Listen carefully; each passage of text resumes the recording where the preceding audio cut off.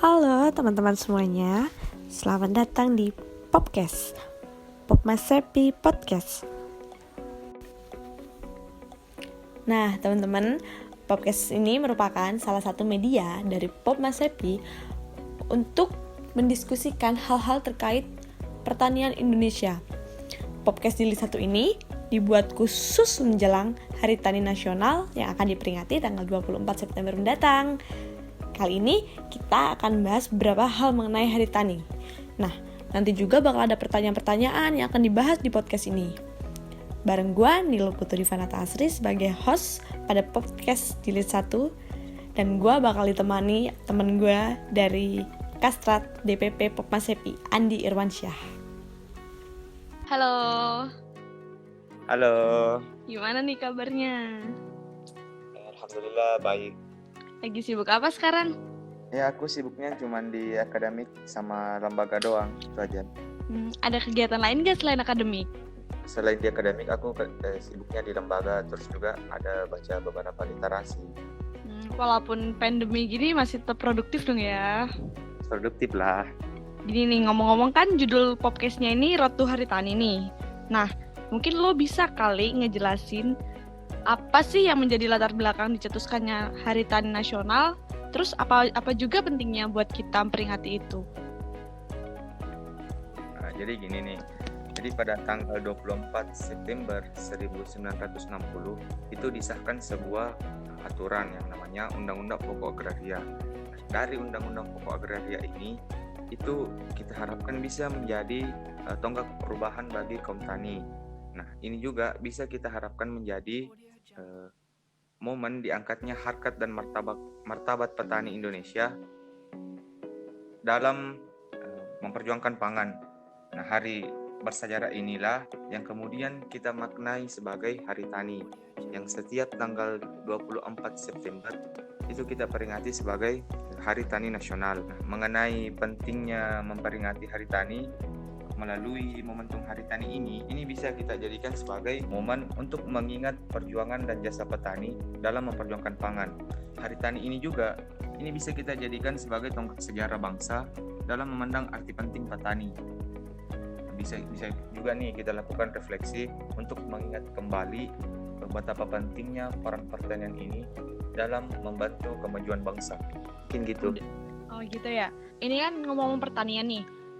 Setauku ada tuh di pertanian tuh kayak ada UPA nggak sih? UPA itu apa sih? Terus kenapa juga diciptakan?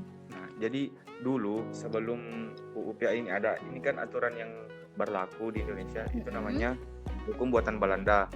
Namun hukum buatan ini itu dinilai tidak ada keadilan bagi masyarakat kecil dan peruntukannya ini hanya dikuasai oleh kaum bermodal saja maupun kolonial.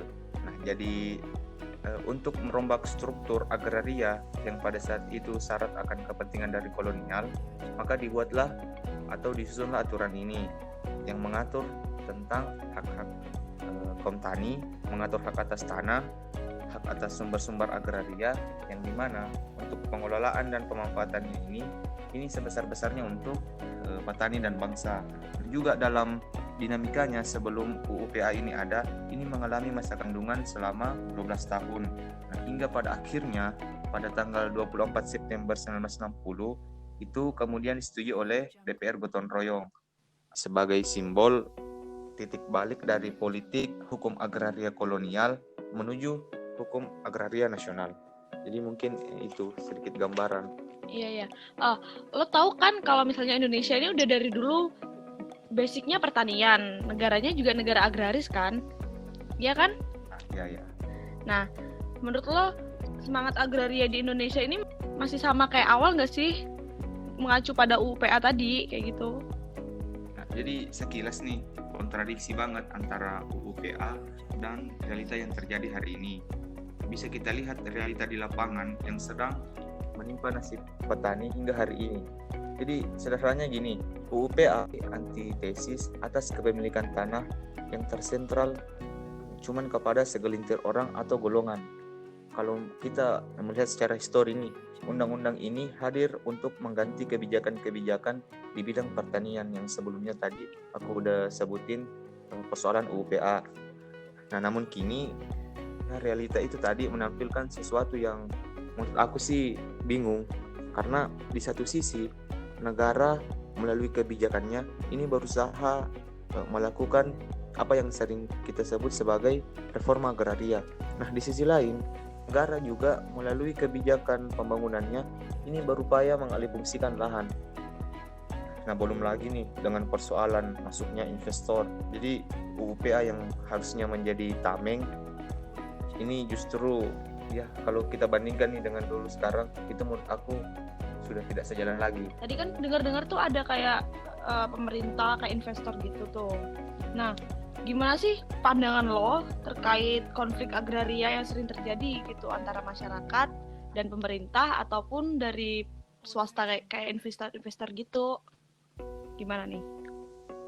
Jadi konflik agraria itu kan sebenarnya mencerminkan keadaan tak terpenuhinya rasa keadilan bagi petani itu sendiri. Dan bisa kita lihat juga tuh pihak-pihak yang sering terlibat. Kadang ada pemerintah pusat, bisa juga pemerintah daerah, swasta, TNI Polri pun sering juga tuh ada kasus. Nah, di mana ujung-ujungnya ini akan berdampak pada petani, akan ada diskriminasi bagi petani. Penyebab konflik pun pasti persoalan pengukuhan tanah nih, belum juga persoalan perlindungan petani yang minim atas hak entitas masyarakat. Nah, akar dari konflik agraria ini sebenarnya menurut aku nih terjadi karena paradigma pembangunan itu bertumpu pada eksploitasi sumber-sumber agraria. Belum lagi faktor lainnya. Nah, karena pengakuan dan perlindungan hak petani yang minim itu hingga kini membuat masyarakat harus menghadapi berbagai masalah. Yang terjadi tuh kayak istilahnya bentrok lah antara petani dengan pemerintah. Dari sini ini sebenarnya harus ada reforma agraria yang dilakukan pemerintah. Namun reforma agraria yang dilakukan pemerintah selama ini bisa dianggap belum bisa menyelesaikan konflik lahan di masyarakat. Harusnya nih ini kita bisa mulai dengan menyelesaikan konflik lahan yang melibatkan antara warga dengan perusahaan ataupun pihak terkait. Harusnya juga pemerintah pusat dan daerah ini harus tegas melindungi hak petani atas tanah. Dengan melindungi dan menjamin hak-hak rakyat atas tanah, ini bisa menjadi cara untuk bisa menghentikan kekerasan yang ada di wilayah konflik agraria tadi. Karena kalau kita bisa lihat posisi strategis petani dalam pemenuhan kebutuhan pangan dalam negeri itu sudah pasti bisa diakui oleh semua pihak. Penjelasan yang lo tadi sebutin tuh, kira-kira petaninya kita ini udah sejahtera belum sih? Mengenai kesejahteraan petani, menurut aku sih kehidupan petani belum banyak yang berubah dari awal. Nah, kalaupun ada, itu cuma pasti terjadi pada segelintir doang. Sementara jutaan petani lainnya itu hidup di atas lahan yang kian hari makin menyempit. Karena banyak dari petani yang masih hidup serba kekurangan. Belum lagi nih persoalan harga-harga kebutuhan pokok yang terus meningkat. Ditambah lagi biaya pendidikan dan kesehatan juga meningkat. Belum lagi persoalan gagal panen yang sering dialami oleh petani. Jadi sebenarnya sektor pertanian ini memerlukan perhatian yang cukup dan juga memerlukan pertumbuhan ekonomi yang kokoh. Nah, maka dari itu sebenarnya perlu ada upaya untuk peningkatan kesejahteraan petani dari semua pihak. Karena tidak bisa dipungkiri, ini pertanian sebagai salah satu sektor yang membantu perekonomian bangsa. Dengan sedikit memberi perhatian yang lebih atau memberi prioritas kepada sektor pertanian, harapan kita ini bisa meningkatkan perekonomian bangsa dan juga ketahanan pangan. Nah, seharusnya pemerintah nih yang punya peran aktif, terutama dalam memajukan kesejahteraan petani dalam memfasilitasi pembangunan pertanian. Ngomong-ngomong tentang kesejahteraan petani nih, mungkin ada faktor-faktor yang mempengaruhi kesejahteraan tersebut. Mungkin lo bisa kali ngejelasin. Nah, jadi untuk peningkatan nih, ini pertama kita harus menghasilkan sebuah produk pertanian yang harusnya bisa memenuhi keinginan konsumen. Nah, itu bisa kita lakukan sebenarnya dengan beberapa cara. Itu kita mulai dengan penetapan standar kualitas. Kalau kualitas bagus, otomatis permintaan terkait dengan produk kita itu akan meningkat. Nah, kemudian kemasannya juga itu kita mungkin bisa buat lebih menarik lagi. Nah, terus inovasi di bidang itu pun di produk itu harus dilakukan supaya punya nilai jual yang lebih besar. Melakukan inovasi dan perbaikan kualitas produk Karena kalau kualitasnya udah baik, ini nih harapannya kita ini bisa menembus ke pasar internasional. Ini ataupun kita bisa ekspor. Mungkin gitu. Ngomong-ngomong tentang kesejahteraan petani tadi nih, kan kata lo petani bisa sejahtera kalau misalnya produk pertaniannya punya nilai tambah nih. Nah, lo tahu sendiri kan kalau petani kita juga banyak keterbatasan gitu. Terus produknya juga ya diambilnya murah gitu sama tengkulaknya kayak gitu kan. Nah, terus ada nggak sih upaya pemerintah itu buat masyarakat agar hasil-hasil pertanian Indonesia itu bisa punya nilai tambah ya ekonomis dan menjadi salah satu bidang yang bisa menjadi pemasukan suatu negara gitu? Pemerintah punya peran aktif nih, harusnya dia berperan aktif, terutama dalam memajukan kesejahteraan. Bisa nih pertama, dia sebagai fasilitator dalam membangun pertanian. Dimulai dengan melakukan pendekatan kepada petani sendiri. Bisa dilakukan pendataan apa kebutuhan petani di tingkat hulu sampai hilir. Persoalan juga nih rantai pemasaran yang mungkin bisa kita lakukan beberapa pemangkasan, karena pasti nih harga dari petani itu akan berbeda-beda ketika misalnya diambil oleh tengkulak ataupun bisa langsung diambil langsung dari perusahaan, itu pasti harganya beda. Nah, jadi dibutuhkan kerjasama semua pihak ini dalam membangun pertanian, mulai dari hulu hingga hilir, mulai dari input ke outputnya. Nah, bisa juga nih di tingkat daerah yang mengenai persoalan pemahaman petani terkait dengan inovasi hari ini, itu bisa dilakukan penyuluhan. Kalaupun ada informasi ataupun inovasi yang baru di bidang pertanian, itu harus segera dilaporkan kepada petani supaya petani punya pengembangan pengetahuan ataupun bisa mengembangkan proses taninya untuk kemajuan perekonomian. Ngomong-ngomong soal kesejahteraan petani lagi nih, kan sekarang lagi era new normal, lagi COVID-19 kayak gitu. Kira-kira petani ini bisa apa sih di new normal ini? Apalagi kan kayak banyak-banyak kebijakan yang memberatkan di petani juga gitu. Tuh. Sekarang kan kita di era new normal nih, sektor pertanian ini harusnya diperkuat karena sektor pertanian ini punya peluang besar sebagai penyokong utama perekonomian nasional. Karena pandemi ini menyerang semua bidang, jadi bukan cuma kesehatan saja, tapi menyerang juga kepada perekonomian hingga kepada ketahanan pangan. Belum lagi persoalan kebijakan pemerintah yang kemarin-kemarin kepada masyarakat untuk melakukan pekerjaan di rumah, ada juga PSBB, social distancing, physical distancing, hingga ada kebijakan lockdown. Belum lagi persoalan pengangguran yang mengakibatkan penurunan pertumbuhan ekonomi. Dan juga saya rasa pandemi ini ya punya potensi menimbulkan kerawanan pangan. Nah, dari sini ini peran sektor pertanian punya peran penting dalam mengurangi dampak negatif dari pandemi ini. Bisa nih dalam penyedia lapangan kerja. Nah, sekarang yang menjadi pertanyaan, bagaimana cara kita bisa memanfaatkan itu? Hal ini sebenarnya yang bisa jadi peluang bagi sektor pertanian untuk memajukan perekonomian bangsa. Nah, langkah yang harus dilakukan adalah pertama mungkin nih optimalisasi produksi dari hulu ke hilir. Jadi itu yang kita harus kawal prosesnya dari hulu ke hilir. Nah, bisa juga nih kita fokus pada penyedia sarana dan prasarana kepada petani untuk peningkatan pertumbuhan ekonomi di era new normal. Ngomong-ngomong nih, lo tahu kan kalau jasa petani itu kayak udah gede banget gitu buat masyarakat biar bisa bertahan hidup. Soalnya kan mereka yang bukan menghidupi sih, kayak menyediakan bahan pangannya biar mereka tetap bisa bertahan hidup gitu kan ya. Terus kira-kira apa sih yang bisa kita lakuin buat menghormatin jasa para petani itu? Apalagi kalau zaman sekarang kan anak-anak muda itu kayak ngemandang sebelah mata banget gitu para petani itu. Padahal peran mereka itu penting banget gitu gak sih? Mungkin lo ada saran-saran gitu buat menghormati jasa para petani.